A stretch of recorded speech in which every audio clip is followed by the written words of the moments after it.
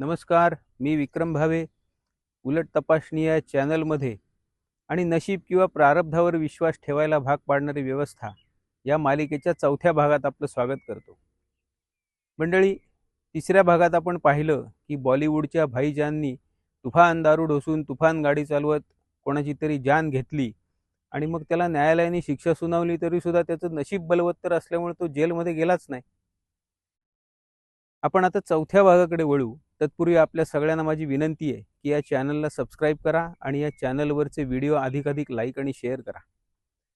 मंडळी, या चौथ्या भागामध्ये आपण जरा 2019 सालातल्या सत्यानाट्याविषयी ऐकणार आहोत, बोलणार आहोत.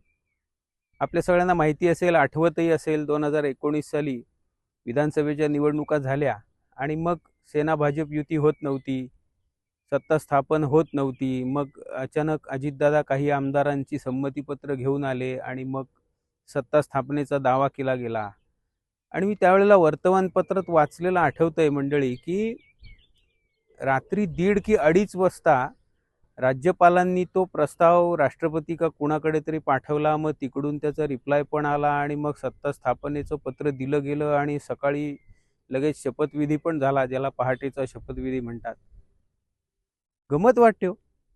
सत्ता स्थापनेचा दावा फॉरवर्ड करण्यासाठी रात्री 1:30-2:30 वाजता राज्यपाल महोदय आपले जागे होते, वाटच बघत होते. कधी येतोय प्रस्ताव, कधी पुढे पाठवतोय, कधी लगेच रिप्लाय येतोय, कधी तो ज्यांनी प्रस्ताव दिला त्यांना देतोय. सगळं म्हणजे किती प्रॉम्प्टनेस, म्हणजे किती, म्हणजे काय. आणि दुसरीकडे असाच भयंकर प्रॉम्प्टनेस आपल्याला बघायला मिळतो मंडळी. बरेचदा आपल्या वाचनात किंवा टीव्हीवर पण आपण वृत्त बघत असू की 10 मिनिटं पेपरला यायला उशीर झाला बोर्डाच्या म्हणून विद्यार्थ्याला हाकलून दिलं आणि मग तो त्या परीक्षेला बसू शकला नाही, किंवा जात पडताळणीचं प्रमाणपत्र वेळेत मिळालं नाही म्हणून मग त्या उमेदवाराला नोकरी मिळाली नाही, किंवा त्याचा ते शिक्षणाचं वर्ष वाया गेलं, किंवा ॲडमिशन त्या कोट्यातनं मिळालं नाही. अशा कितीतरी गोष्टी रोज वाचनात आपल्या येत असतात, आपण टीव्हीवर बघत असतो. म्हणजे थोडक्यात काय हो, तुमच्या माझ्यासारख्या सर्वसामान्य माणसासाठी सरकारी कार्यालय घड्याळाच्या काट्यावर चालू होतात आणि चालू होत नसतील पण घड्याळाच्या काट्यावर बंद मात्र होतात. पण राजकारण्यांसाठी महामहिम राज्यपाल रात्री 1:30 किंवा 2:30 वाजताही जागा राहून अत्यंत कर्तव्यदक्षपणे काम करत असतात. का हो? अहो सोपं आहे. राजकीय पक्षातल्या लोकांचं नशीब थोर असतं. तुम्ही आम्ही कोण हो?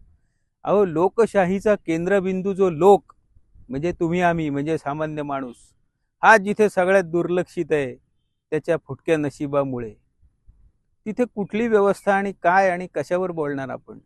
थोडक्यात काय, ही व्यवस्थाच आपल्याला नशीब किंवा प्रारब्धावर विश्वास ठेवायला भाग पाडते. असो, तुर्तास इथेच थांबतो. पुन्हा भेटूया पुढच्या भागात एका वेगळ्या मुद्द्यावर चर्चा करण्यासाठी. तोपर्यंत नमस्कार. जय हिंदू राष्ट्र.